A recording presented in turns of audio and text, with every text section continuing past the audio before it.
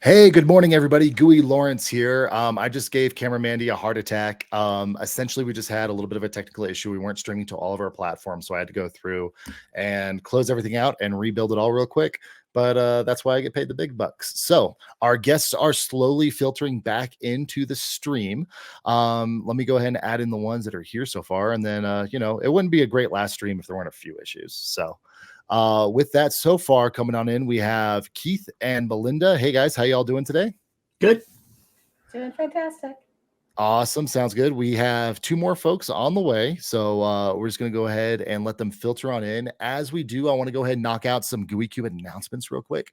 So just so you guys know that next morning, there will be no Goo Morning Zyathé. Most of us are actually going to be out getting some family time out in the mountains and getting some camping in and stuff. However, Camera Mandy, I believe, is going to have something pre-recorded to go ahead and like blast out and show you guys. So hopefully it'll be like some entertaining thing. But if not, enjoy the family or enjoy the morning with your, family and friends. So, and if you don't have family and friends, go make some family and friends. So, there's always solutions there. We got Nate coming on in. Should have one more coming on in. Excellent. Rob should be on the way. Glad that we got you back, Nate. Good to be here. However, the following week, we will have Camera Mandy back with Gooey Casey, and they're going to be talking about stuff, things, and events. So glad to have that happen. Our last person has made it back in. How are we doing, Rob? We're hanging in there. Nice. Sounds good. So everybody go ahead and shame Camera Mandy because she set up the stream incorrectly before she left. So I'm going to go ahead and give everybody 10 seconds to go ahead and shame her. No, we love Camera Mandy. Sorry. I shall never. Yeah, I love Camera Mandy. Man. Jeez, she has everybody brainwashed so well. She's my hatter queen. What are you talking about, man? Come on. I guess so. Well done, Camera Mandy. Well done. But with that, I don't think we have any other announcements kind of going around. How did I set up the stream wrong? Hey, Camera Mandy, the way that you set up the stream wrong is that you only had the stream output to one of the Facebook groups. You didn't have it to both Facebook groups and the Twitch stream. So that is how you messed up. And I will go ahead and just out you in front of, probably the entire world. So, there you go. But with that, my computer is seriously, I don't know what's going on, if my internet is throttled or what, but definitely some of these, some things are running very, very slow here. So we'll probably have Nate just take over technical on his phone there. I believe in you, Nate. Yeah. With that, we're going to go ahead and do, Dr. Ransom Keys, I'll just ban you from the stream. Like, as Lord Commander of all of Gooey Cube for one more week, I have that power. So I'm just letting you guys know, like, I rule with an iron fist. That's how I do it. But with that, we're going to go ahead and go around the horn. We're just going to introduce ourselves. Again, my name is Gooey Lawrence. I have been a semi-professional dungeon master since, like 3 weeks ago, when I was asked to host this stream. But I actually really consider myself a tabletop like newbie. I've been playing Dungeons and Dragons for a long time, but especially after when talking to folks like Andrea and Donnie like last week, and they talk about just the wide berth of everything that's out there. It's like, oh, wow, there's a lot more than just Dungeons and Dragons out there. So it blows my mind every time. Been playing with Alphinius Goo since I was 17 or so. Had a really fun time being able to just like be a completely dumb teenager at his table and learn a lot. And I've just really enjoyed being a part of the community and everything. So with that, Keith, you're going to be in the hot seat first. All right. As far as like background, I teach fourth grade. So definitely like with Legends, Lore, and Libations, you probably see some sense of humor in there. And that's how you get through a day as a fourth grade teacher, with some sense of humor. I've been playing Dungeons and Dragons since the early 80s, so for a long time. Didn't love the 3.0 and the math crunching, so I took a break for a while, but love 5th edition. For a while, I was an administrator for Greyhawk Reborn, which was a continuation of the old Living Greyhawk campaign. And we did that for a while, and I took a break from that and saw opportunities to write for Gooey Cube and got excited. Awesome. And that's one of the things that you've been going through is what specific things have you gone through and kind of contributed for as far as Gooey Cube goes? We'll get more into depth in later. I just kind of want the overview. Okay. And so I wrote Legends, Lore, and Libations. Okay.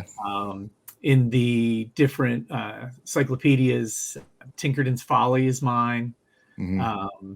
There's a watchtower or a lighthouse that's outside of Darkenhaven that'll come out with a box set. And I did the bulk of the writing for the Cobbleton region or district within Darkenhaven. Nice. Awesome. So since you did Legends, Libations, Lore, Lore, Libations, you, Keith, not your character, walk into Strong Arm McGillen's. What are you ordering at the bar? I'm probably going to see what the special of the day is. Because come on. No, you're an experienced guy. Don't have I'm going to order a nice dwarven stout with probably there we go. That's not aged too much that I can't handle it. All right. Gotcha, Keith. Appreciate you joining us this morning. Belinda, you're coming up on next. Hi. Hey, Belinda. So what's your tabletop experience? Actually, I'm rather new at playing. I'm one of those people that in high school I was a big fan fiction writer, and of course was going to write the next new novel of everything. So I spent a lot of time just playing pretend in my head. And then I married the love of my life, Brad, who's also part of the Gooey world. Some of you all at Genghis Khan got to meet him. He actually performed as Al Fabio for the Great Gooey Dungeon. Nice. So yes, I'm married to a celebrity. Nice. But he kind of introduced me to it. We got into playing with some friends that he had played with in his youth. Started out 3.5. I was really bad at it. Even though my day job is actually being a banker, I'm not really good with numbers. I ask people all the time to add. Yeah, exactly. I got an accounting associate's degree, and technology is wonderful in making sure I don't have to actually add things up. And then I teach people how to be bankers all day long. But basically started playing with a group we've been playing now for it's close to 8 years. And just recently started a new campaign that's actually located in the Vile Desolation for Zyathé. So, so kind of new to all of it, and then said, hey, I like playing pretend, so why not be a GM? Okay. So you walk into a tavern. Oh, yay. And there's this crazy instrument there called a button board. It looks kind of like that piano that you got there. What are you singing for the entire tavern? Let's see. I'd probably start out with a little jaunty, maybe a drum beat. I know Zyathé doesn't have electricity or that kind of thing like that. It's all magical powered. It's good. Do a little wicka and start start out with a little jaunty bar tune. But probably I would more go toward the somber after that. I might actually use some of the stories from Legends, Lores, and Libations to get that started, just to give everybody a little bit of a rockin' time. So I just have this great vision in my mind that you walk in and you just go, fight the power. Yeah. Awesome. Thank you so much, Belinda. Glad to have you on the stream today. Nate, you're up, buddy. Okay. We definitely got the gooey grognards on this stream. Camera Mandy was pretty smart in the way that she kind of spaced everybody out. And then we definitely got all the old timers here. So that's mainly just referring to Keith. You obviously are spring chicken. Right. No, I actually played my first game of D&D back in 1978. So okay, I'm kind of a grognard. Yeah. Gotcha. Nice, man. So 1978. So starting off with either first edition or are you starting off with second edition? Holmes and then Mulvey and then Redbox and then beyond from there. I've played every edition but fourth. I've had my longest running group together was 18 years. So I feel like I've done everything you can do in a D&D fantasy game. I've killed dragons, I've rescued princesses, I've done it all. It gets really fun when you get to that point where, again, you've had maybe multiple level 20 characters, or you've completed the Temple of Annihilation, or you've done all this kind of stuff. And now it's kind of hey, how do I keep stuff fresh and new either as a player or as a DM. You don't want to just keep on recycling like the same old stuff and whatnot. Which is why I like Gooey Cube and Zyathé, because I Absolutely. steal from their world and put it in my own world. Always. That's just the key of just being a great player. And there really needs to be like a badge or like an achievement for definitely there's definitely like holding a group for like 1 year is definitely like a solid one. And then like there goes, but like 18 years is like grandmaster level, like that. And then the other question is like how many of like the original members? Because lots of it's like, yeah, I've had a group for 18 years, and it's like I'm the DM and there's like one person who's been there since the beginning, and then everybody else is cycled in and out. There was a group of 4 of us that were the core players. Three players. Oh my gosh. The GM. Yeah. And then of course we had additional players in and out. So. All right. Sounds good. So you are going to go do a trek to the frozen wastelands of Antarctica. Okay. You get to choose 3 D&D classes to take with you that are all level 5. Which 3 are you taking? A barbarian, a wizard, and a cleric. All right, solid choice. I mean, you have to have prestidigitation, like period. Well, I'm thinking barbarian for survival, cleric for healing, and a wizard in case we need like a heat spell or something. I don't know. Make food. Who knows? Rangers, even in survival, Rangers get the short end of the stick in 5th edition. It's just how it goes. All right, Nate, we're glad to have you on here today, boss. And last but not least, hey, Rob, what's going on, buddy? Hey, happy to be here finally. So definitely representing the Hatters well here. Got to. Alphinius isn't holding up his end of the bargain for hats, so I'll take over for him. Sounds good. So we're not so much interested in you, but please tell us about your hat. My son gave me this hat. It was what I basically started launching a new YouTube channel called Dungeon Tutor. It just seemed like being the ringmaster was the appropriate way to go. That's really just the best example of, especially if you're teaching young kids, stuff like that. I'm sure Keith will vouch for that too, because I'm sure he's played with a couple 4th graders before, and it's definitely just like trying to herd around a bunch of rabid monkeys. So how long have you been playing for? I started playing in '89 and had a group that basically got me kicked out of a seminary because of the satanic panic. That didn't work out so well for me. You look like a devil wears. But then when I got into college, I had a group that's basically remained consistent throughout. So that was '93. So I've still got players from that group. I started out in Redbox D&D, and I've played every version of D&D, including 4th edition. Fun as that also was. An achievement, definitely. But I'm a huge advocate for playing a variety of different games. So I have Shadowrun under my belt, all the World of Darkness games, Blades in the Dark, Paranoia, all kinds of fun. Nice.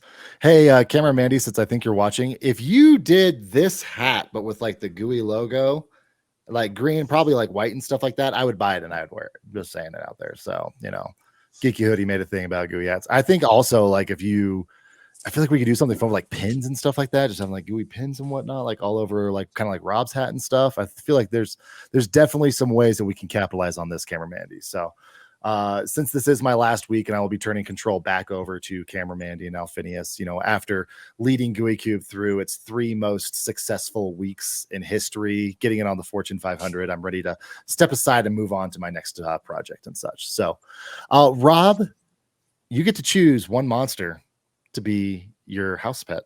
Which one are you choosing? I'd have to go with Adult Gold Dragon. Adult Gold Dragon. Oh, yes. I said, which one did you want to be a house pet? Not who did you want to be a house pet for? No.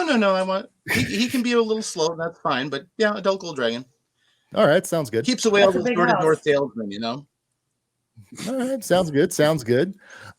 So with that, for our panel today, we're going to be starting off with talking to Rob and Keith, both of who have contributed to writing some out of the Gooey world. And we're going to get a little bit of a sneak behind and just kind of see what They've been working on what their approaches have been, different things like that. And then a little bit later in the stream, we're going to go ahead and bring Belinda and Nate back in, and we're going to talk a little bit more about immersion and specifically about different instances, especially in the world of Zyathé, how to go through and create those specific instances of immersion. I was talking with the panelists earlier, and one of the things that I definitely get frustrated with is you're like looking for like advice on different stuff. It's really easy to cover like broad topics of how to be a good dungeon master. It's very easy to be like, listen, in order to create immersion, you want to make sure that you're engaging the five senses. It's like, nah, man, let's get into hardcore. Here's your step-by-step how to go through and create that and be able to send some stuff with folks to go home and walk away with. So apparently there needs to be an official announcement or something like that. It says make an official hat announcement while Alphinius isn't watching. He might actually be. So that's the other little wild card that we have is Alphinius may be joining in today. He's still working obviously overseas and stuff like that. So we're not quite sure what his home setup is, but he said, hey, I might be able to go through and pop in. And if he does, it's going to completely derail the entire show and all the work and stuff that I've done. And that's just what working with Alphinius is like. And you can definitely talk to Camera Mandy about that because she's the one who takes the brunt of it mostly. So, but with that, I'm going to go ahead and have Belinda and Nate. I'm going to go ahead and kick you guys off so that you guys can go get coffee and hang out and do all that kind of stuff. And then I'll go through and get you guys back in here in just a little bit. So with that, Rob and Keith, let's talk about what some of your guys' contributions have been to the world. So we're tracking Legends, Lore, Libations. So what is that section? Like, what does that just briefly cover, Keith? So that was something that was added to the original Kickstarter. And the idea was to be like one of Valo's guides from back in first and second edition. And we got to talking about it. Originally, it was going to be all of West Verdestia, and we thankfully narrowed it down to just the Republic of Zyathé. And from there, I created a character, and he walked part of the way and traveled throughout the Republic. Nice. And was there any like specific like themes or concepts and stuff that you wanted to cover when you were kind of writing that? Was there any like, hey, like I really want to hone in on like this area, or like what was like your just general motivation for kind of approaching that? So what I did was I went through the encyclopedia and I found a lot of highlights that I wanted to hit on. I had to make sure, obviously, I had a lot of lore and libations in there. So I reached out even to some of our folks who have had characters made who are connected to brewing and things like that. I made sure I included them in the book. And then, my second goal was to just make sure that when I wrote, I left breadcrumbs everywhere for GMs to, hey, I want to run with this. This is a cool idea. He didn't overdevelop it. My players don't know what really is behind this. And I kind of take that inspiration from like Weiss and Hickman when they wrote the Dragonlance novels. I really don't think they knew everything, but they left enough open-ended. They just built that world deeper and deeper and deeper. That's definitely like one of the aspects of when you're kind of creating a setting, and one of the approaches that you kind of do is you want to go through and you want to create the structure, but at the end of the day, the goal is for the players to take it and change it into something else. And part of that's also just like for self-preservation, because there's no way you're going to be able to actually memorize every detail of a setting. You want to be able to be like, hey, this is the feeling that you should be getting for this, and then the player should be able to populate with their own imagination. Exactly. So Rob, our other distinguished guest here, what's some of the stuff that you've worked on for Gooey Cube, and then just kind of the same kind of background? Like, what was kind of your approach to it? What were you kind of, what was kind of your methodology for kind of getting into it? Well, first of all, Alphinius reached out to me when they were doing that Kickstarter fulfillment, and he said, Rob, I have a project I'd like your help on. It's called Strangely Gooey Holiday, and you're going to make an adventure in my basement. Ha! It'll be marvelous. Well, yeah, basically I got to make the adventure rummaging throughout Alphinius's basement. He gave me some art to inspire me that he wanted to use for it, which made making monsters very easy. And I added my own little touch of humor here and there, tried to create a heartwarming moment or two, and just generally do justice to the art that I got. By the time it was done, Alphinius was pretty happy with it. It went live. Then after that, he kept asking for a bunch of other things. I added to the Contributors Guild. I did some work with East Verdestia, added some magic, an essay or two, and some background for Magicka. Major contributor for Riverside District and Darkenhaven. I even did a little editing work for things like the Glooming Deep, which is going into the Gloomport. So a little bit of everything. When Alphinius needs something in a hurry, he knows he can ask me, and I'll try my level best to help him out. Nice. So the Strange Goo, I'm actually trying to pull up a picture of it right now, and it was really funny. Camera Mandy would have had a heart attack because the first picture I found was like 225 by 225, and it was about to be like one of the most grainy things ever. But I was trying to show it to actually be able to show folks like, hey, like this is what he's talking about. So Glooming Deep over inside the Gloomport. So what was like the general like prompt that Alphinius gave you, or what was kind of, so when Alphinius comes over and asks you to write a piece, like what's the kind of prompt that he kind of gives you? What's your kind of left and right? And then what's like the revision process like? Because sometimes Alphinius can be very like particular with what he wants, even though he can't communicate to you how particular he is. So what's that back and forth kind of been like? It's usually fairly brief because Alphinius doesn't have a lot of time to wait around on things. He's got his own timetable. So, for example, when he pitched to me Shadows of Genzicon, which I took the lead on, he's like, okay, I want to do a murder mystery set in Zyathé. I'm like, okay, I can do that. So I gave him a roughly 50-page adventure. I'm like, yeah, this will give you a lot of stuff. And he's like, nope, I already have new ideas. I'm handing this off to a bunch of other people, and we're going to make it huge. And he did, and it's great. So I was part of a team more than actually doing the writing, which is very, very Zyathic. With Strangely Gooey, he gave me the art, but he gave me a lot of leeway. And that one, he basically, with a little bit of editing, it was fine. With doing editing work for like the Glooming Deep, I think he trusts my sense of humor and my quality of editing and writing, that he basically gave me the project, let me return it to him finished, and then obviously double checked a few things to make sure that I didn't miss anything. But as far as I know, because it's not out yet, I have no idea how it's finally going to go. I think it worked out pretty well. As far as all the other minor contributions and things, I generally try to think, what am I going for here? Like when he asks for 10 interesting things going on in East Verdestia, I varied them up because obviously game masters need things for a variety of different purposes. So I had one that was a good solid role play potential. I had another one that was a dead ringer for combat. I had another one that was just something weird and mysterious that a game master can take in whatever direction they want. So that's generally my philosophy, is to try to consider the person who's going to be using it and try to give them the tools they need to make their game even better. For both Keith and Rob, as you've been going through and writing these different settings and these different like specific adventures and stuff for Gooey Cube, has there been any special considerations about the audience that maybe you haven't had in previous? Obviously, like Keith, especially playing with like fourth graders, or like with your, what was it, the Dungeon Tutor show? What was that, Rob? Yep, the Dungeon Tutor YouTube channel. With the Dungeon Tutor YouTube channel, you're obviously trying to consider your audience. And if you know you're talking to a younger audience, you're going to go through and change that.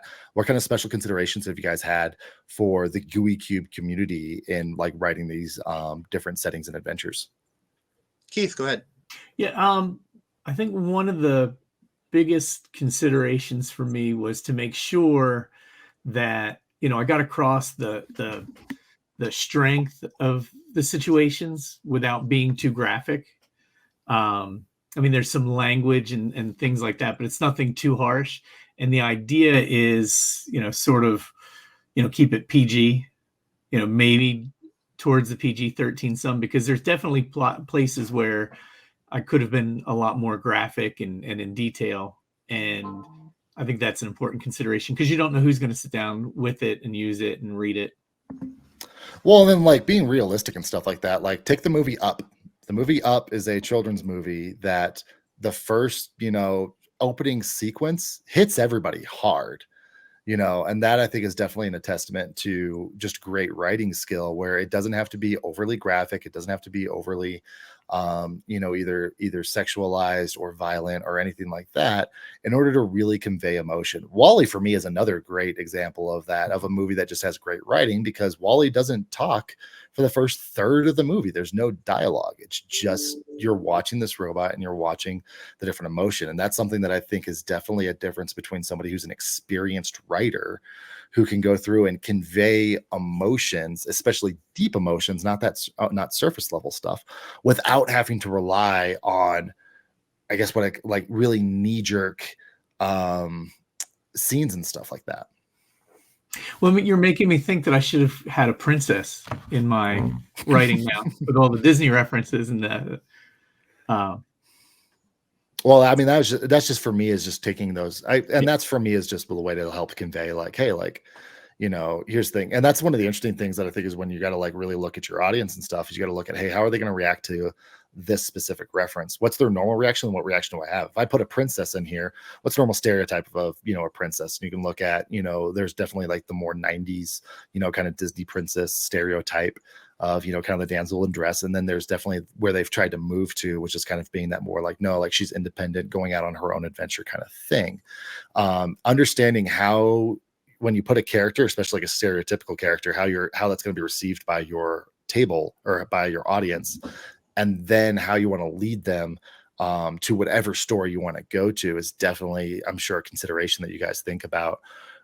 Same thing with like the dragon, and especially when we're talking about, like with, Keith, Rob, and Nate, who've been playing since the 80s. Like when you bring a dragon in, everybody knows the stereotype of the dragon. How do we make it new? How do we make it different? How do we preserve a lot of that stuff, but how do we maybe show a different perspective to help like kind of mix it up? Rob, did you have something you want to add on to the topic?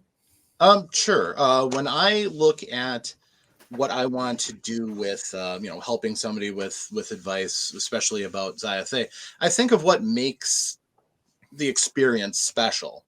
Mm-hmm. Like when I would write something for Zyathé, I'd put as many markers that lead you back into Zyathé as I can.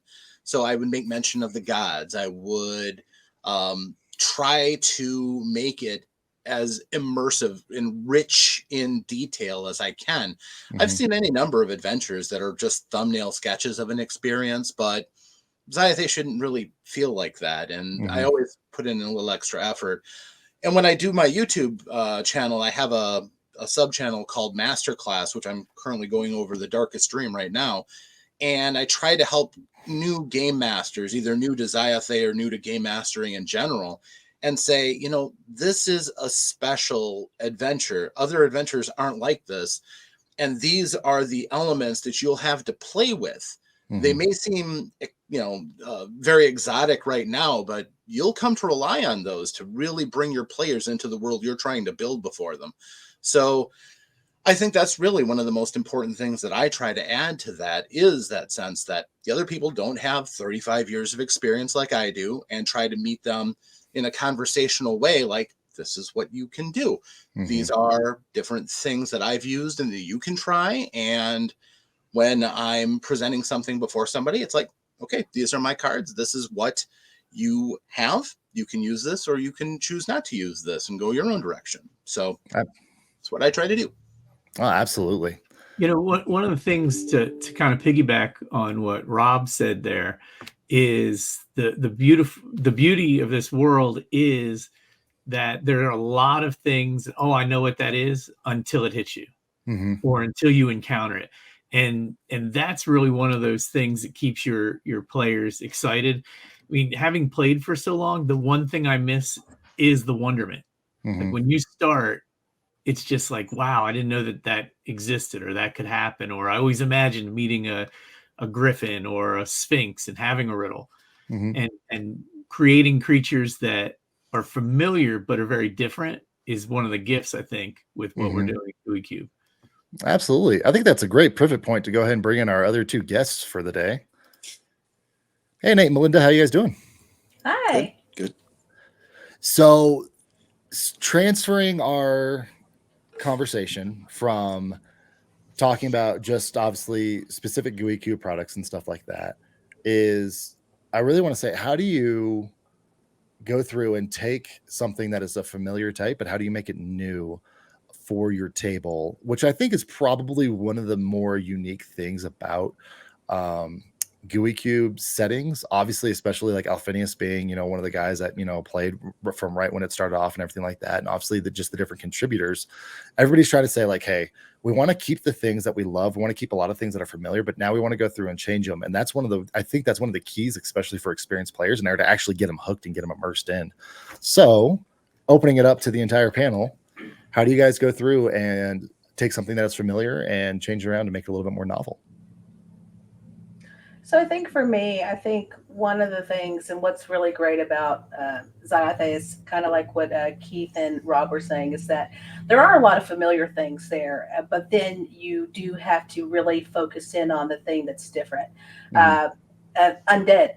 How many times have we experienced undead? And they're always just kind of like slightly either the shambling type or the maybe a little bit more interactive, but then you meet the undead that are in the vile desolation, and that's a completely different type, along with still the shambling. So I think making sure that when you're introducing that type of creature or person or whatever, that you're really honing in on the difference. That this is, you know, making sure your players understand that there's a glint in the eye here that you haven't seen before. So making sure that you're taking the time to understand the creature that you're getting ready to present to your players. Yeah, absolutely. What else, Nate? I know you've been sitting in that background there for a little bit. I love being able to just throw people in the hot seat. It's so much fun. I appreciate that. I was going to say, like I say, I steal stuff from Zyathé to put in my own world. So to me, everything I bring into my world is new. Like, you know, I've been toying with the idea, because I haven't thrown trolls at my characters yet, that instead of them being resistant to fire or being vulnerable to fire, they're vulnerable to ice, you know, just to switch it up. But with Gooey Cube, like I ran Dark Tides Night for my group, and every bit of it blew them away, from descriptions to your handouts. This right here scared everyone at my table. You know, and it's that kind of thing that brings immersion to the table. And that's kind of why I'm sticking with Gooey Cube, because like what Keith said, it's encountering something familiar and then being like, holy smokes, Batman, this is not at all what we thought it was. And you know, that's the fun part of it for me. Absolutely.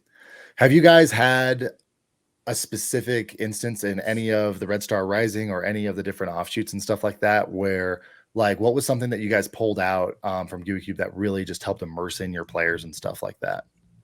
That's open for everybody. I know Nate's the one up here superimposed on the screen, but we can take him out if somebody else has something else they want to throw in. Well, if nobody minds, I take the ball. Honestly, it's the framework, I think, of the Red Star Rising that helps tremendously with immersion and making it that you kind of understand that people are different and have deeper, more complex emotions. Understanding, you know, we've probably all played in a game where there are some corrupt guards, but I don't think I've ever seen my players get as offended at actually how trash the Nevermore guards are than they got in that game. It's adding another layer, another level to the experience by actions, by deeds, and sometimes by looks. The breathtaking and the awe-inspiring may be something that comes to mind easily when you describe it, but when you show this illustration of an amazing creature that seems oddly familiar but yet mystical at the same time, it really doesn't get the point driven home quite as well any other way, which does help all of us, especially in that immersion factor, of course. Absolutely. Keith, did you have something you want to throw in? Yeah, I think, you know, also going with what Rob said, in terms of if you want to learn how to do, you know, how to have some successful immersion in creating a group, the more the adventure is the player's adventure and not your adventure, the more successful you're going to be. I mean, that's how you're going to keep them for 18 years, you know, keep a group together and things like that. And I think if you run Red Star Rising, you know, for the most part, you're encouraged to use the pre-gens, and they all have such deep ties to the storyline and to the people around them. Like that should be one of the early courses for a DM, is to tie your characters to the world, to the adventure, to the story, so that they're important. How do you guys keep all of the different, I guess you could call it storylines, backgrounds, and stuff like that straight when you guys are playing at the table? I know that's definitely been one of the challenges for me as a DM, when you're getting into the Red Star Rising, especially, is like, hey, I know every interaction here has deeper settings or deeper meat, or can have a deeper delve into it. And that's pretty intimidating, trying to, especially like when you're starting off at Carnival and it's a sandbox, trying to go through and keep all that straight in your brain so that way you can go through and keep it consistent stuff. What's some of the stuff that you guys all have used? What's up, Nate? Not to shill another product, but I use World Anvil. It's amazing. It lets me keep everything straight and characters and locations, and I don't have to get the whole description from the book. I can just type in what keys in my memory about that thing, and I can, it's my own shorthand in there. But it's an amazing tool, and every GM should use it. No, I'm a huge technology advocate for when I'm doing all of my anytime I'm DMing or anything like that. I get in this discussion with Alphinius all the time, because Alphinius has a massive collection of miniatures, and he's got the fun desktop and all that kind of stuff. And I'll bring up, I'm just like, man, I'll tell you one thing. One of the nice things about playing online is at the end of the night, you say, all right, guys, hang up, walk over to your bed, and then you go to, or same thing as if you're a DM and you're getting ready to go in and you just hyped everything up and you get ready to go into battle. It's like, all right, and click, battle map is up. And so for me, I'm a huge that. And then I'm also like a huge advocate for like Chat GPT and like using all that kind of stuff.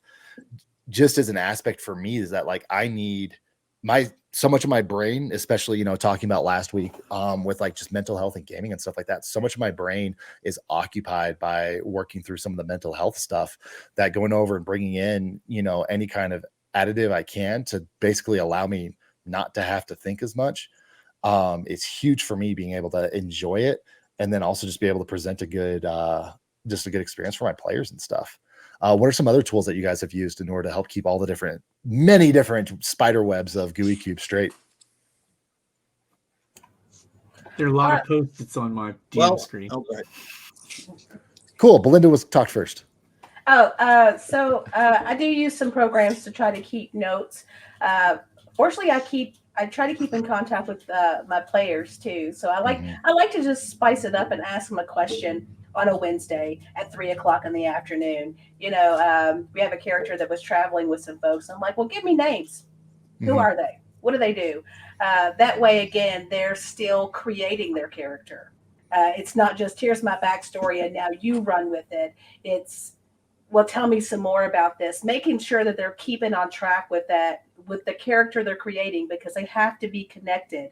There's got to be some end goal for them. It could be world riches and power and killing the almighty boss or whatever. But at the same time, a lot of times these backstories start with a very simple goal in mind. And I think making sure that you're staying in contact with their goal is going to help them stay immersed in the goal of the story that you're trying to tell as well.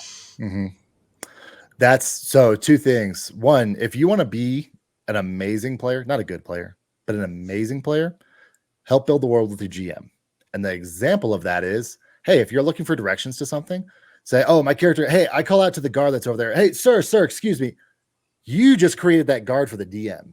Now, again, there's some reasonable expectations and stuff like that, but being able to go through and just create those kind of basic stuff for your DM, for me, I found is actually just super easy, because it's just like, cool, I want to play a guard, rather than having to go through and be like, hey, I'm looking for someone to get directions from. Okay, let me go ahead and make up every single description of every person in this crowd in order to go through and brief that stuff. So definitely, if you want to be an amazing player, help create the world with your players. Absolutely.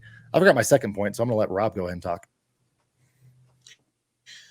One of the things, I'm old school. I don't use programs or virtual tabletops or anything like that. But one thing I do have is a GM control sheet where I write down all the information.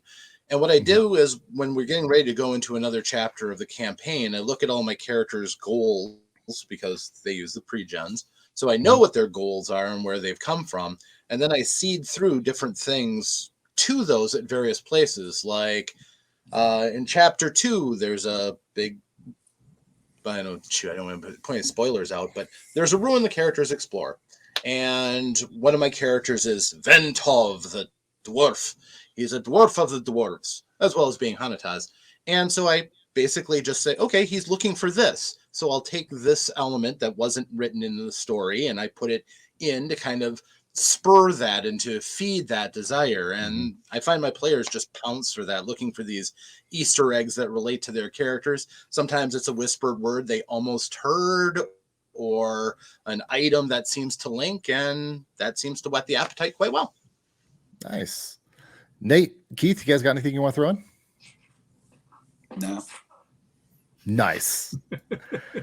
So one thing that I think is really important for creating immersion and understanding it, and this is really difficult, and Belinda nailed it, is what are your players' goals?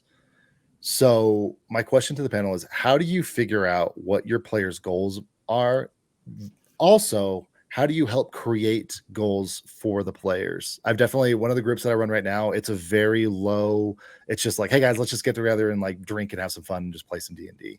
I'm not trying to put on, the most amazing game, anything or anything like that. But that's one of the things that I'm trying to keep in mind with a couple of guys that like just getting drunk and rowdy at the table. It's like, all right, how am I going to go through and how am I going to help this guy create a goal in game? Because the goal is come on over, for his goal right now is come on over, have fun, and hang out with the dudes. Once I can go through and give him a goal in game that he's actually connected to, I know then he's actually be way more focused on the game. So how do you go through and either A, I recognize the player's goal, or B, help create a goal with them? Giving it to Keith. I find one of the best things is to just sit with a player, like especially if it's friends that you have other time with, and just listen to them talk about what they envision their players about, what his background's about, and kind of make mental notes. And I find that if I pull out the obscure things, all the obvious overtures will come through. But if I can pull that one person that they might know in this city and they suddenly show up and they didn't think, they didn't realize how closely I was listening, that makes a big impression on the players. Gotcha. Rob, you were coming on in? Well, I was basically going to key in on the central point of Keith's is listen to your players. A lot of times they give some of the best parts of your plot could really track are the things that their players are interested in seeing their characters come across or want to do. A player's desires are so closely tracked generally because the characters are just the avatar for the player in that world, or at least a shade of them. And when the players are talking, a smart game master listens, and if you have a memory like mine, you write down everything, and that can either come back to haunt them or come back to reward them, depending on which way it is. But usually when the players feel that the world is responsive to their needs, desires, and thoughts, it's just that much more rewarding and, dare I say it, immersive. Belinda and Nate, you guys got anything you want to throw in? I think I like to sometimes add consequence to action, to understand, are they really on this goal? Like who they say they are, is that how they're acting? So sometimes it can pull people back because you give them a consequence that, hey, if you don't do this, this may happen. And they go, well, so what if someone died? And then you're like, well, that's kind of going against your character. And then they're like, okay, that maybe they're changing.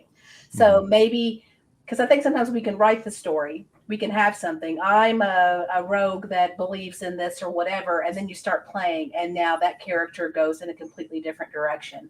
So sometimes I think you have to put out there things that are either going to drive that person back to who they say their character is, or you're recognizing that character is now changing, which may actually change their goal overall. But you're keeping them engaged with who their character is and the decisions that they make, instead of it being like, I chose to go right or left. Well, what if right or left means that someone that you love is now in danger?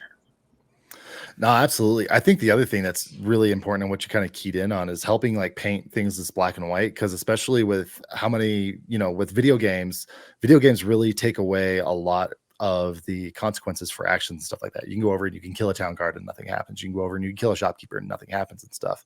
And people are just conditioned and used to that just because that's what video games have offered this. And obviously there's a lot of them that are getting a lot better, but helping paint that just kind of black and white, like, hey, heads up, if you do this, this is an evil act for this reason. And then you painting it black and white helps them understand, like, okay, there's gravity to this. And it might be like, hey, you know what? This is the direction that I want to take this character and help grow them in this way. Or B, just help snap them back to like, hey, no, this is actually what's going on and stuff. Nate, did you have something you want to throw in? I thought I might have saw a hand up. Yeah. What I was going to say is be wary of putting your players on the spot. All right. When like the last time my players made characters, I said, mark down 3 things about your character. Maybe one of them is a goal that you want. And 3 of the 5 of my players couldn't do that. They didn't have a goal in mind yet. So when they just kind of spat goals out that weren't actually their goals, and I know it's for a fact, one player, his goal was just to knock stuff down and knock people down and take their stuff. And another point I was going to make is, look for opportunities to make goals. For instance, I have a player who plays a druid, and I happen to love the movie Sound of Music. And one of the things in there is the little Edelweiss flower, and it only grows at extreme heights. So that is something that the druid has to do, has to bring an Edelweiss flower back to the druid circle to prove herself. You make goals. That's actually super cool. Yeah. That's actually really cool. I like that. Yeah, no, absolutely. Great points, everybody. Let me go ahead and take a look at what my next question is, because you guys crushed that one. How do you go through so what are some of the common obstacles that you guys have found like at your tables to immersive gameplay? And then what are some of the mitigation measures that you guys have maybe taken to that? And this is a really fun one, because a lot of people will be like cell phones for distraction, stuff like that. But then we've also talked like last week and the week before that, where it's like, hey, some people, depending on what their situation is, maybe having a fidget spinner, maybe going through drawing, crocheting, whatever, is helping them being able to occupy certain parts of their brain. So that way they actually can focus and listen and stuff like that. So what are some of the things that you guys have definitely found? The only thing I would have to say to that is when you're being descriptive, to not be too descriptive, to not pull a wheel of time on them and spend 4 pages describing a door. No, for sure. That's because the other thing is that then they're going to choose to go through the window anyway. So what else do you guys got? What you got, Keith? I saw some fingers twiddling over there. I think too, this kind of goes with the last question as well, is you've got to know your characters. So one of the things that, for example, when I was running games in a living campaign, everybody came to the table disconnected to everyone else. And you had situations where, I'm a barbarian paladin.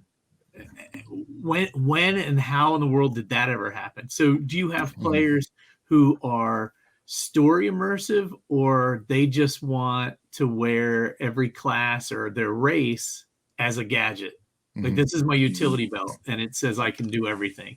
And for me, in my stories, I like it to be more realistic. If you're not vulnerable, then you're boring. Like when I tell my 4th graders in writing, Batman's interesting, Superman's boring. He can do anything. Batman has to think his way through things. And I think it should be the same thing with your characters. There should be a vulnerability, because if the monsters in the story can't touch you, then why are you even here? Why would you say something so controversial to one of the biggest Superman fans ever? I only mean in terms of writing about him. He can be boring. Love them both. No, that's definitely an aspect of like when you're approaching it as you're going through, especially when you're talking about there's a way to go through and have Superman or not Superman, but have Batman, you have your vulnerabilities and you're kind of working that and stuff like that. The really interesting thing about when you look at the Superman character versus Batman character is that Superman, his real uniqueness is that he has one super vulnerability. Yes. And then, of course, somehow the rarest like rock on the universe all of a sudden just ends up in every bad guy's hands. But that's something that's really to understand if your players are creating a character and stuff like that, that ends up being a more Superman. Because it is nice because it's just, hey, there's not a lot of thinking to it. There's not a lot of it's good versus evil. There's not a lot of gray for the way that Superman does it. But then you have to balance that out. And then can your player embrace the super vulnerability in order to help keep them balanced in the game and such? And what's the reaction to that? And there's a lot of players that are just like, no, I just want to have all the pros and none of the cons. And then you have some players who understand how to actually work that. And once that super vulnerability comes in, that's like, this is my opportunity to just go down and run with it. And it's a really cool thing, but that's so like player specific in it. That's really just important to understand like how they receive it and how they play their character and stuff. Rob, I think I've heard you like gasping over there to get in the conversation a couple times. I try not to gasp, but sometimes I do breathe heavily. I think the greatest thing I've had an issue with as of late has been generic genre syndrome, where the players expect that, okay, we're playing D&D. That means we probably all met in a tavern and an old man came up to our table and gave us a quest. Mm-hmm. And that really doesn't work well in Zyathé because everything is so kind of intricate and everything has a place in the world. And to just assume that it's a dark elf, let's attack it. Well, that's not really how Zyathé is, or assumptions that they might make on the role of the gods in the world too. It's different from most other worlds. And if you treat it as just another fantasy world, you lose what's special about it. So that's really kind of frustrating. I try to add a little bit more personal spin for the players to connect to the world in a different way than what they may have done before, to keep things fresh, to keep things interesting. And sometimes that works and sometimes that doesn't. So that's sometimes an obstacle you have to push through. Absolutely. Nate, Belinda? I think what I've tried to do is sometimes you have a lot of people that are very combat, like, everything that looks bad should be killed. And that's not always the case. And sometimes you have to give, like I said again, that consequence in the middle of it. We had one encounter where we were fighting undead, and we were fighting one witch who was controlling an undead Garoond. The undead Garoond, though, was actively trying to fight against it. So making sure that you're given the indications that the bad guy is not going for you. So now it really is up to your party. Do you just butcher this thing that you perceive as bad?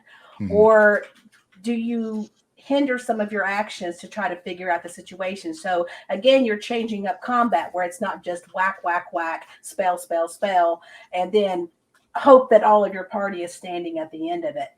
Because sometimes you want some of the other people to be standing too. And again, it makes people make those choices. Who are you in this story? Are you the guy that's just going to blow in, take everybody out, and then see where the chips fall? Or are you going to think about what you're doing as you're actively combating or searching or doing any of that stuff? No, absolutely. And definitely want to throw it out there for, if you're a DM and you're approaching this, that's awesome. Do not be the a-hole DM that's like, you just killed an innocent person because you didn't ask me the proper questions in order to find this out. It's like, no, man, if you've put something in there, man, be a player advocate and just give people free hints to go through and immerse into your world and stuff like that and do it. Definitely don't go through and just, be that person that's just like, I'm smarter than you and you guys didn't outsmart me, so now you guys are going to pay the consequences. That's not fun to play at all. I would also suggest too that paralleling that, game masters should be a player's advocate and assume that their players are immersed in the world and know a certain amount about the world, rather than making the players remember the contents of some medieval journey book. The players should be able to take advantage of what their characters know as well. And that's certainly one of those situations where a game master is abusing their authority. over a player's lack of exact knowledge about the world.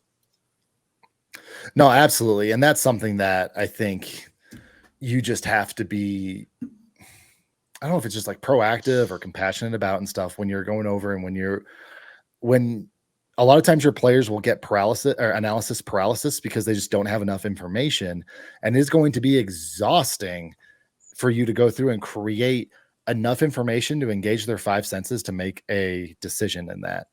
And so be a player advocate and help, if they're struggling with this or that, or they didn't get this little thing, specific, just clarify like, hey, what is the intention that you're trying to do right now? Are you trying to be disrespectful because you forgot to do this sign that shows respect into the Garund or into the, whoever, oh no, I wasn't trying to be disrespectful at all. Oh, okay. Then your character probably would have done this.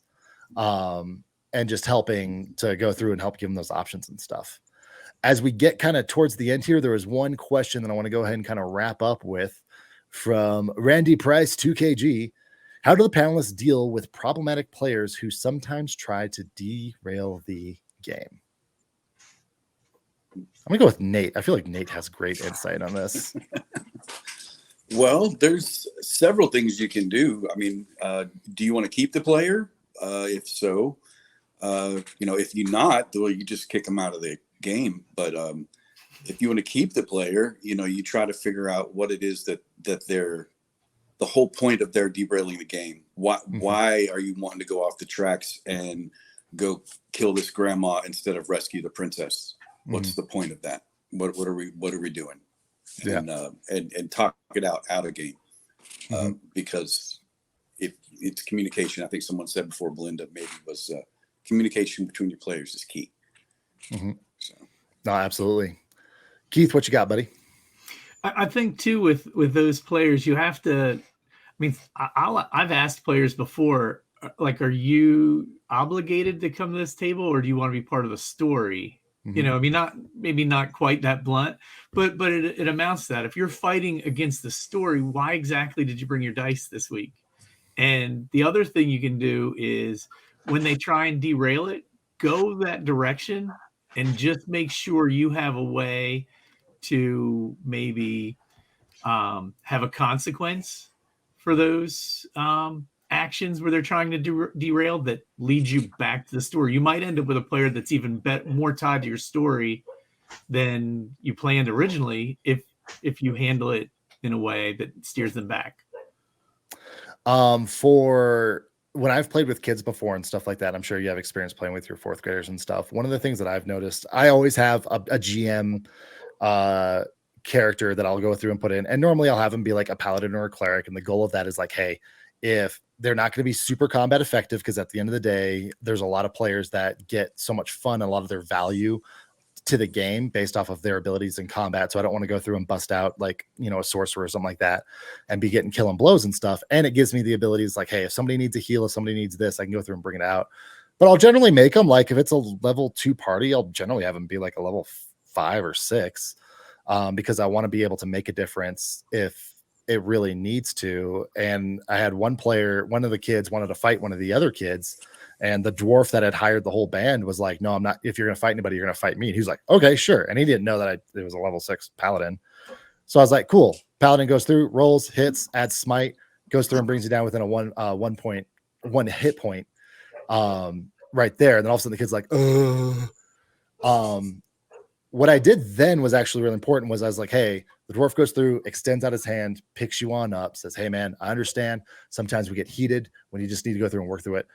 I think there's an aspect of like humbling players where they can still maintain their dignity is a really important aspect. So that way that you guys can move past whatever it is. And it doesn't now become a sore point, in the group where now maybe that player is sour and is like, well, now I'm specifically going to be because, you were basically hurting my fun and stuff. All right, Belinda and Rob, what you guys got?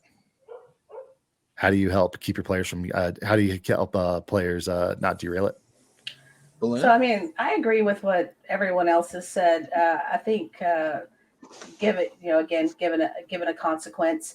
I think sometimes though is talking again to your player, why is this happening?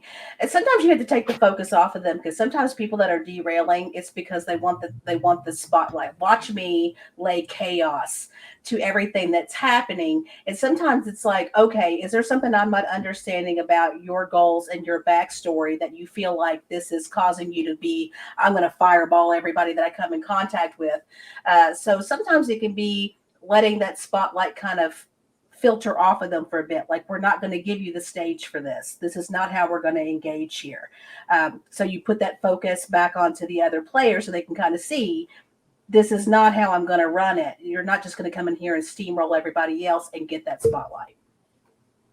That, and if somebody wants to feel powerful, if that's something that they're really, that they're really grabbing, give them a room full of goblins. Give them a room for the kobolds, that are all level, that are all CR like 1/4 or whatever, and let the wizard have a really cool thing where he just opens up the door and then fireballs and kills 30 enemies.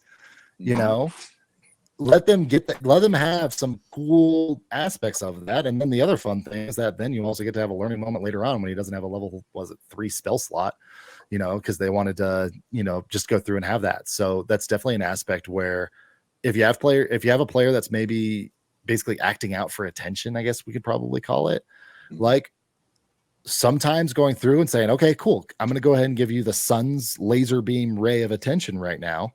You're going to get it for now. And now I'm going to go through and now I'm going to transition to someone else. And then the other thing is that when you're very deliberate about it, it's very easy to be like, hey, bud, you had your role play, that you wanted to go do over there at the town constable. I'm back over here at the tavern. I need you to go through and wait. This is much time, even though you want to be everywhere at once, when you're more deliberate about that, it definitely helps you be able to actually like fight or be able to justly rule and be able to say, hey, I'm not being unfair to you. You made your decisions that did this, and I spent a good 20-25 minutes with you, doing your own little side quest here. Now I'm going through and I'm focusing on the rest of the group. Rob Jepson, or I think Rob was the last one.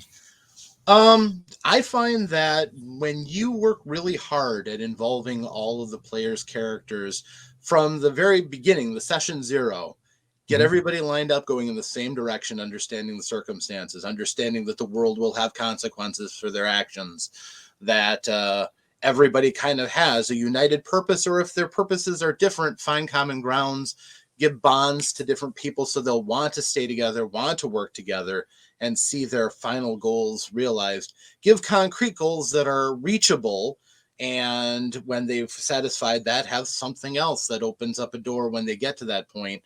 The more invested the players are in their characters, the less they're going to take the more murder, hobo, violence is the ultimate answer if your world has consequences, which we've all been harping about, having consequences. That's a very important aspect to making your world believable rather than being paper thin. And the more the players grow to empathize with their characters, when they sit down, it feels comfortable to be in character. They generally tend to take the world more seriously too and stop being disruptive. It's been a while since I've actually seen a character truly try to be disruptive if you go for really deep immersion.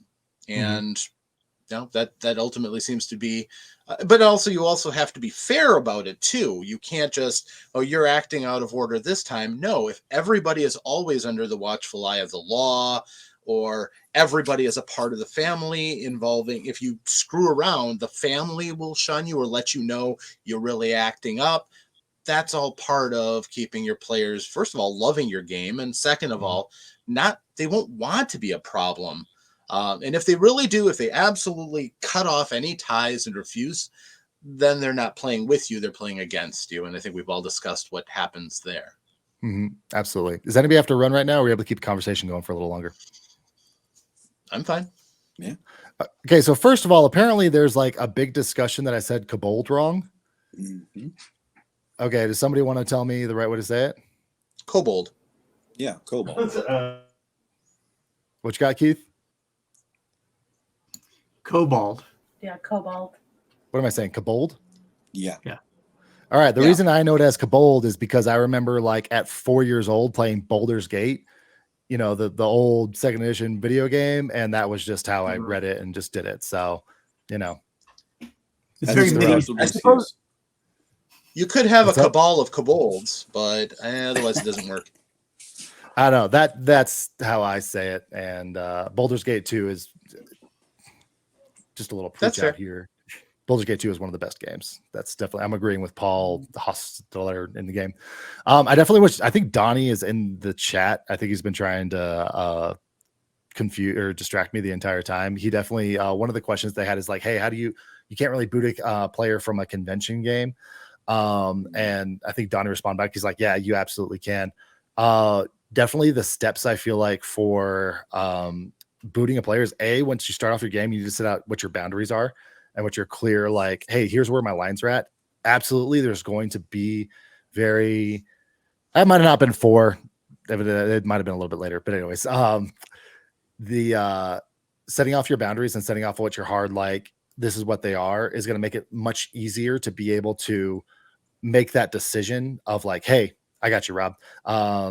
Is going to make it much easier to be like, hey, you know what, you're crossing this line. We agreed that's not going to be it. I'm going to go ahead and ask you to leave, or I'm going to ask convention security to do whatever. I don't know how it works. I just get Donnie and be like, hey, Donnie. But that's the first step, is like setting out those clear expectations and stuff. And then definitely, like, if you need like a checklist, like me, like my session 0, I have a checklist of like, hey, this is all my expectations for this game. You can go online, you can look up a bunch of that. Again, what I always do, or get Andrea.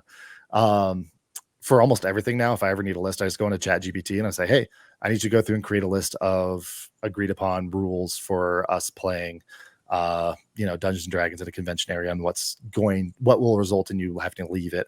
And it'll go through and it'll bust out a lot of helpful suggestions that you can go through and take. Rob, what'd you have, bud? I just printed up a boilerplate of my rules on running games for things like conventions.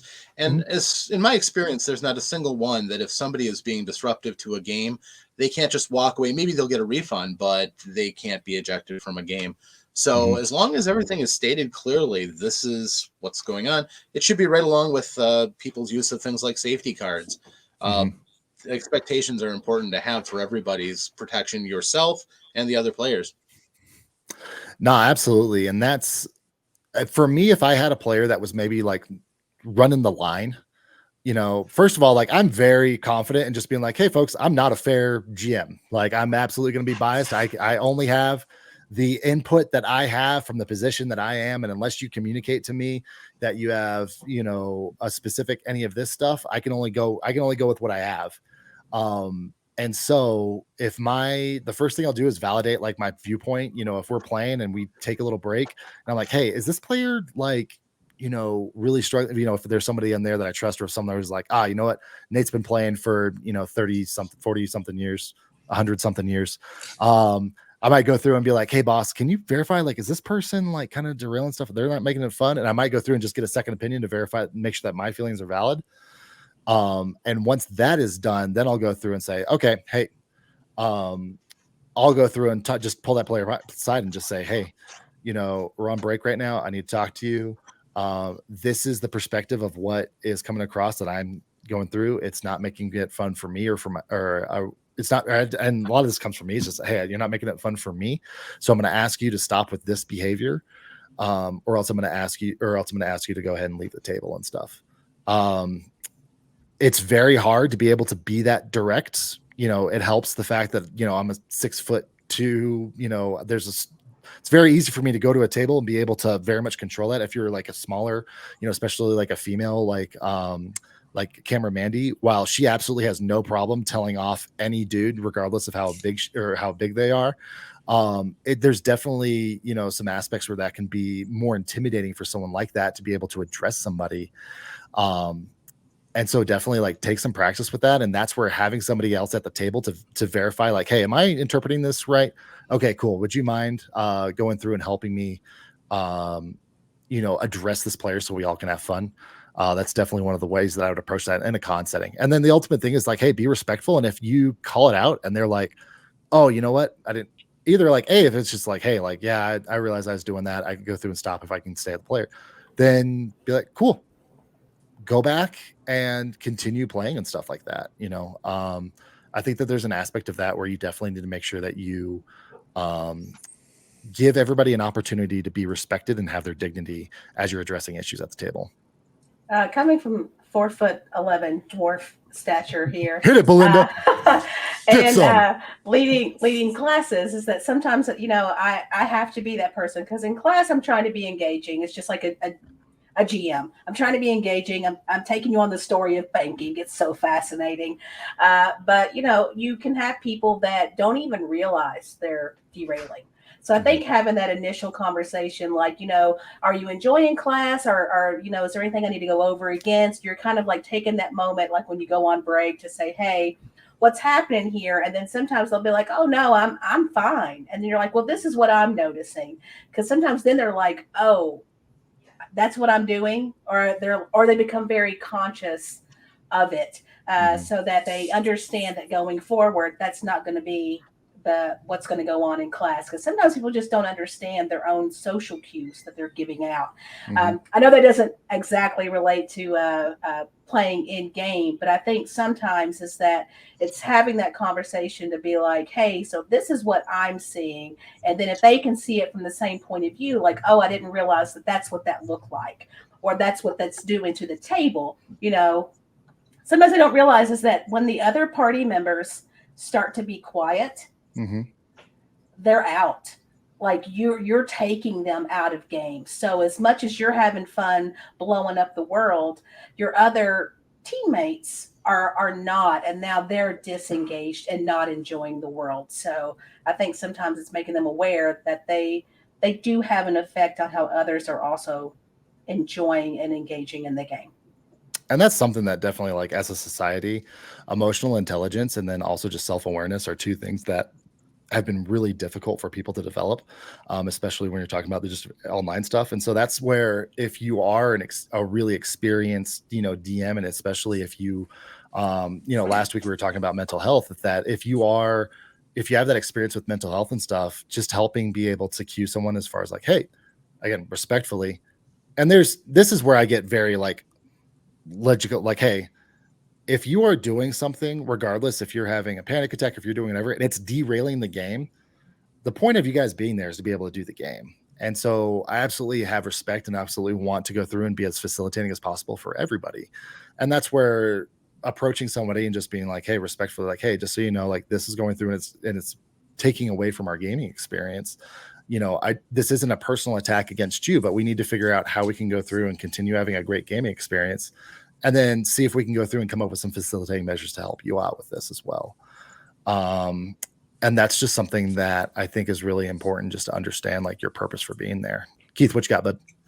I think a lot of times with these folks, like, one of the things I've learned with teaching elementary school kids is you have to just assume everybody's coming from a perspective of they're trying to do what's right and what's fun. They're not trying, it's not personal. They're not attacking you.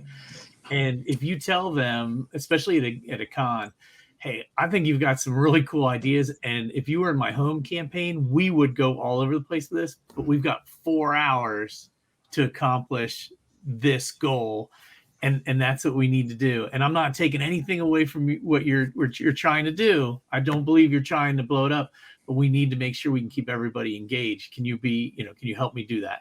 Like, that usually works with kids, and I think it works with people because, I mean, they might just be having a bad day, or maybe, you know, the last game was horrible or something like that. But I wanted to make just 2 other really quick things. Yeah, send it. I have my Red Star Rising players rolling into my basement now, so I'm going to have to head out. But the last thing I wanted to plug is, if you guys have not read Legends, Lore, and Libations yet, or you have read it and you liked it, let Alphinius know, because it has to make sense to, you know, pay and create another one. And I've got ideas. We've got another husky, so I've got another companion for Zoe in the game. So definitely plug that, and you know, I'd love to write some more. No, absolutely. And we can go ahead and we can wrap up now. Me, I just, you know, I don't have anything going on in my life, so I'm just like, yeah, I'll sit here and talk to the internet for a while. But panelists, we want to thank you so much for everybody for coming on over, for spending your time this morning. Everybody in the audience, thank you so much for coming on over and helping us really facilitate that conversation. Like I said, next week there will not be any Goo Morning Zyathé. The following week after that will be Camera Mandy and Casey, and then hopefully after that, Alphinius will be back and you guys will be able to do it. So with that, everybody, appreciate you so much. I do not know if there's any character submission stuff, or I don't know if maybe that's to Keith. Maybe she's asking if she can submit some characters to her stuff. I don't know. But do not know. Everybody have yourselves a great weekend, and to sign off, may all your adventures be Sticky. Sticky. You guys did the best job at everyone. All right, everybody. Take care, everyone. Bye.